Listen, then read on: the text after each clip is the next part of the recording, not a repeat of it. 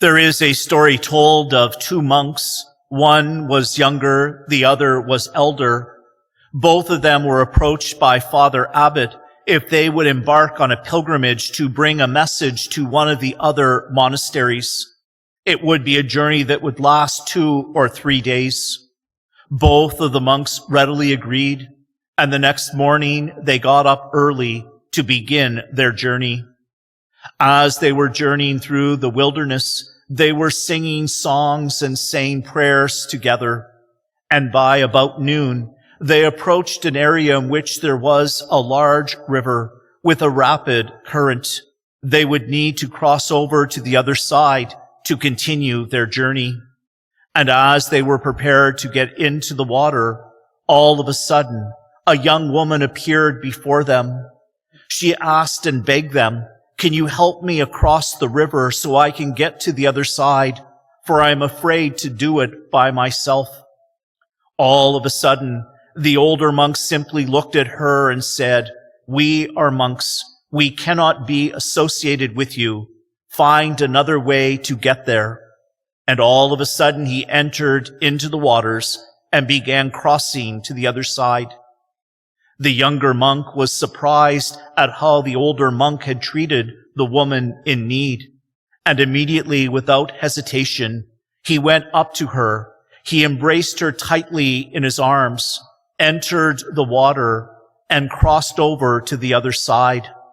When they had got there safely, he released her.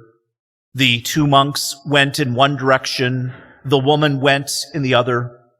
But as the two monks were continuing their journey that afternoon, the older one had become quite silent and in fact spoke very little to his brother monk. That evening, when they were sitting beside a fire, the older monk turned to him and said, "I cannot believe what you did at the river this afternoon. What do you think Father Abbot is going to say? What do you think our brothers are going to say? How is it that you could have violated our rules and our laws? I am so disappointed in you."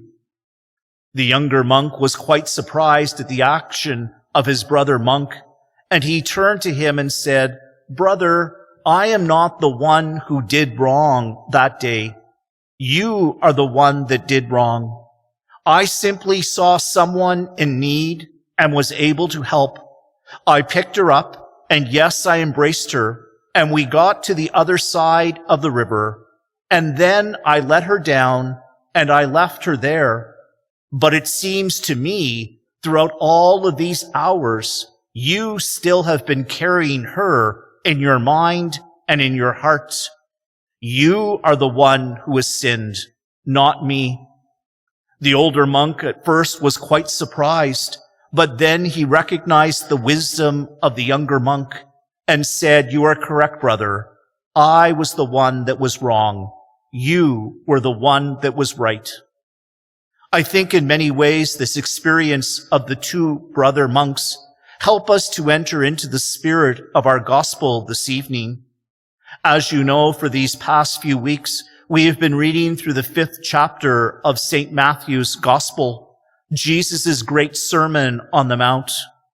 2 weeks ago, we heard Jesus speak to the large crowds the attitudes that are necessary to be his followers. He spoke of the Beatitudes. Last Sunday, as he continued his teaching, he taught them that if they were going to be his followers, they needed to be salt of the earth and light of the world. And now, as he continues to teach and to form them, he is trying to help them to not make the same mistake as the older monk, not to make the mistake of the scribes and the Pharisees, the leading religious officials, who simply saw the law by its letter and not by its spirit.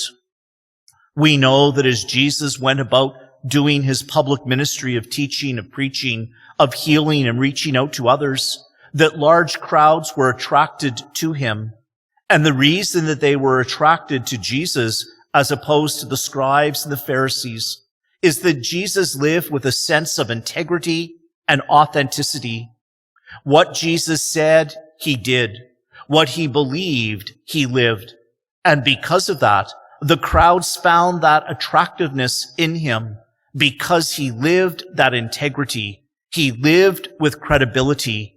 He lived not just the letter of the law, but moreover, he lived the spirit of the law. That is why at the beginning of our gospel today, Jesus said, I did not come to abolish the law or the prophets, but I came to fulfill it. We know that the law and the prophets were very important to our Jewish brothers and sisters in the Old Testament, and how they strove to live that law each and every day so that they could be in right relationship with God, with others, with their true self.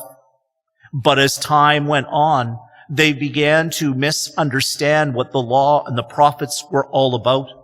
And instead, they had a very narrow approach, like we see so often in the Gospels with the scribes and the Pharisees.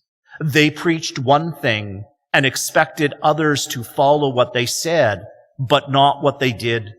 For somehow the scribes and the Pharisees were always able to find a loophole for them, but put heavy burdens on others. And as such, the scribes and the Pharisees lacked that sense of authenticity and credibility in the eyes of the people. And Jesus does not want his disciples to make that same mistake. He wants them not just merely to follow the letter of the law like the older monk, but to be like that younger monk and to be able to follow the spirit of the law. For when we follow the spirit of the law, it leads to a sense of peace. It leads to a sense of joy. It leads to a sense of fulfillment.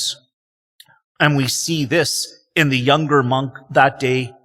He did what was required of him, and he moved on.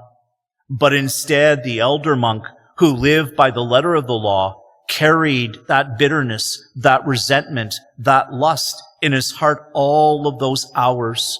And as such, he was not free. He was not at peace. And so the choice is up to each and every one of us. How is it that we will embrace God's law, God's ways in our hearts and in our lives? Will we be like the scribes and the Pharisees, like the elder monk, and simply cling to the letter of the law and find loopholes to exempt ourselves from living the fullness of that law?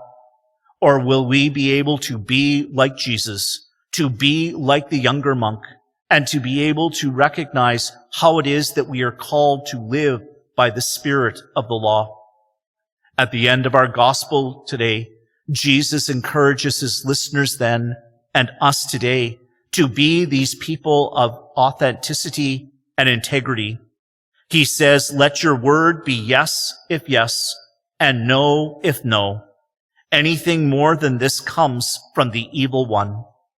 And so the challenge and the invitation that Jesus placed to his followers long ago, and still today to us, is to be able to embrace the true spirit of God's ways and God's laws. And if we are able to embrace the true spirit of God's ways and God's laws, then, like the psalmist reminded us this evening, blessed are those who walk in the law of the Lord. We find our blessedness in being in right relationship with God, with others, and our true self by following God's law, a law that gives us life, that gives us hope, that gives us purpose, that gives us joy. And so as we prepare to enter into the sacred season of Lent on Wednesday, as we have that opportunity to take that interior pilgrimage into our hearts and our lives, we are called to ask ourselves, am I living merely by the letter of the law, or am I striving to live by the spirit of the law? Do my words and my deeds, my actions and my attitudes match who I am and what we profess Sunday after Sunday? Or do I allow myself to have that double standard like the scribes and the Pharisees? May our Lenten prayer, fasting, and almsgiving help us to have that true spirit of recognizing how it is that we are to embrace God's ways and God's laws, so that we too can say, blessed are those who walk in the law of the Lord.